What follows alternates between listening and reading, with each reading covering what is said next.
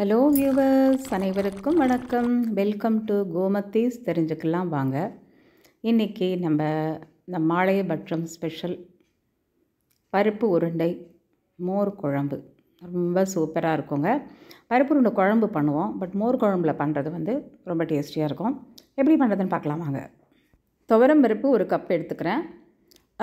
சில பேர் கடலைப்பருப்பு கலந்து போடுவாங்க, பட் நான் ஒன்லி துவரம் பருப்பில் தான் பண்ணுவேன். சூப்பராக இருக்கும். நீங்களும் ட்ரை பண்ணி பாருங்கள். ஸோ தட் இந்த கன்சிஸ்டன்சி ஒரே மாதிரி இருக்கும். நம்ம கடலைப்பருப்பு சேர்த்து பண்ணும்பொழுது ரொம்ப கொழுத்துண்டு சில சமயம் குழம்பு கட்டியாகவே ஆகிடும். அதனால நம்ம துவரம் பருப்பு மட்டும் சேர்க்குறோம். வாஷ் பண்ணி ஊற வச்சிடலாம். ஒரு 40 நிமிஷம் தட்டு போட்டு மூடிடுங்க. அப்படி இருக்கட்டும். 1 கப்பு தேங்காய், 2 பச்சை மிளகாய் எடுத்து வைக்கிறேன். இது கூட 2 வரமிளகாவும் போடுறோம். 2 கலந்து போடும்போது ஒரு டேஸ்ட்டாக இருக்கும். 2 மிளகாவும், ஒரே 1 டீஸ்பூன் தனியா வரை, 1 டீஸ்பூன் துவரம்பருப்பு, ஒரு அரை டீஸ்பூன் அளவுக்கு ஜீரகம் வச்சுப்போம். இதை கொஞ்சமாக தண்ணி போட்டு அப்படியே ஊற வைக்கலாம். ஜஸ்ட்டு அது மூழ்கிற அளவுக்கு, அந்த பருப்பு மூழ்கிற அளவுக்கு அப்படியே இருக்கட்டும். ஒரு 10-20 நிமிஷம் அப்படியே இருக்கட்டும். அந்த பருப்பு ஊறுற வரைக்கும் இதுவும் ஊறின்னு இருக்கட்டும். ஒரு 20 நிமிஷம் இருந்தால் நல்லாயிருக்கும். இப்போது தயிர் கொஞ்சம் கடைஞ்சி எடுத்து வச்சுருக்கேன். இதுவும் இப்படியே இருக்கட்டும். இந்த அளவுக்கு போகிறோம் தயிர் எனக்கு. அதனால் 40 நிமிஷம் ஊறின பிறகு மிக்ஸி ஜாரு எடுத்து இந்த பருப்பை போட்டுக்கோங்க. தண்ணியை நல்லா வடிச்சிட்டு போட்டுக்கோங்க. 40 நிமிஷம் ஊறினா போகிறோம். ரொம்ப நேரம் ஊறினா புஷ்ஷுன்னு ஆகிடும். ரொம்ப நேரம் ஊற வேண்டாம். 2 வரமிளகாய் கிள்ளி போட்டிருக்கேன். இதுக்கு வேணுங்கிற உப்பையும் போட்டுடலாம். கல் உப்பு சேர்க்குறேன். தண்ணியே விட வேண்டாம். அப்படியே பிளெண்ட் பண்ணி கொண்டு வாங்க. நல்ல வடை பதத்துக்கு இருக்கும். நல்ல வெயில் வர ஆரம்பிச்சிடுச்சு பாருங்கள். இந்த மாதிரி இதை வழிச்சிடலாம். அதே கிண்ணத்துக்கு வழிச்சிடலாம். கொஞ்சம் பெருங்காய பொடி, 1 கொத்து கருவேப்பிலை எடுத்து நல்லா கிள்ளி போட்டுக்கலாம். போட்டுட்டு நல்லா பிசைஞ்சு விட்டுப்போம். பருப்பு டெய்லி நம்ம உணவில் சேர்க்குறோம். ஏன்னா நம்மளுக்கு ப்ரோட்டீன் ரொம்ப முக்கியம். நல்லா கலந்து விட்டுக்கோங்க. இப்போது இட்லி தட்டில் கொஞ்சம் எண்ணெய் தடவி இதில் உருட்டி வச்சு நம்ம ஆவியில் வேக வைக்க போகிறோம். ஆவியில் ஸ்டீம் குக் பண்ணிவிட்டு தான் நம்ம குழம்புல சேர்க்கணும். நம்ம பருப்பு உருண்டை குழம்புனாக்கா புளி தண்ணி கொதிக்கும், அப்படியே சேர்ப்போம். இதில் அது மாதிரி பண்ண முடியாது. ஏன்னா மோர் குழம்பு கொதிக்க வைக்க முடியாது இல்லையா. நான் குட்டி உருண்டையாக வச்சுக்கிறேன். ஏன்னா வேகிறதும் சீக்கிரம் வெந்துடும். நம்ம சாப்பிடும்பொழுதும் ஒன்று வேணால் எக்ஸ்ட்ரா போட்டு சாப்பிட்டுக்கலாம். இன்னொரு தட்டில் கொஞ்சம் வடை மாதிரி தட்டி வைக்கிறேன். ஏன்னா இன்றைக்கி உசிலியும் பண்ண போகிறேன் நான். சைட் டிஷ் இதுக்கு தொட்டுக்கிறதுக்கு.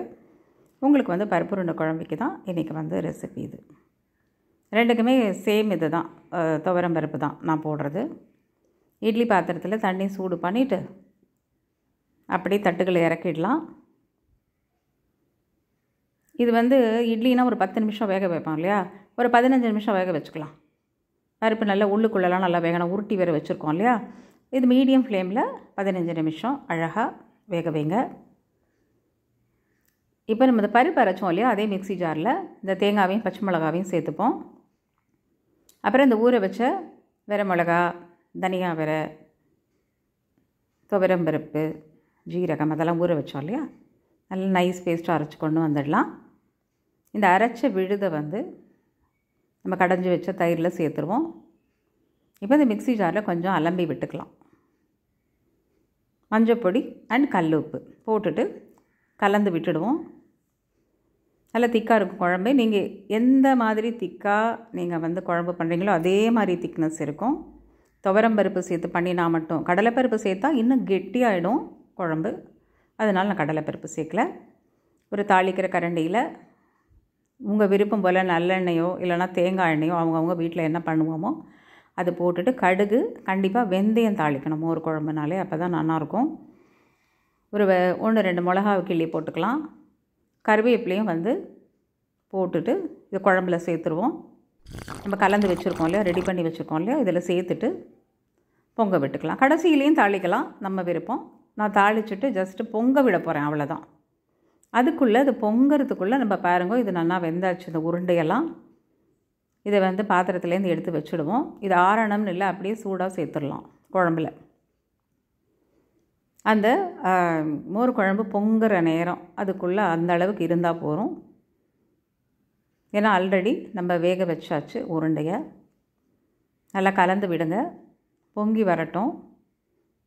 அப்படியே நுரைச்சுண்டு பப்பிள் மாதிரி வரும். ஒரு கொதி வர்றதுக்கு கொதிக்க ஆரம்பிக்கும் பொழுது அடுப்பை அணைச்சிடணும், கொதிக்கக்கூடாது.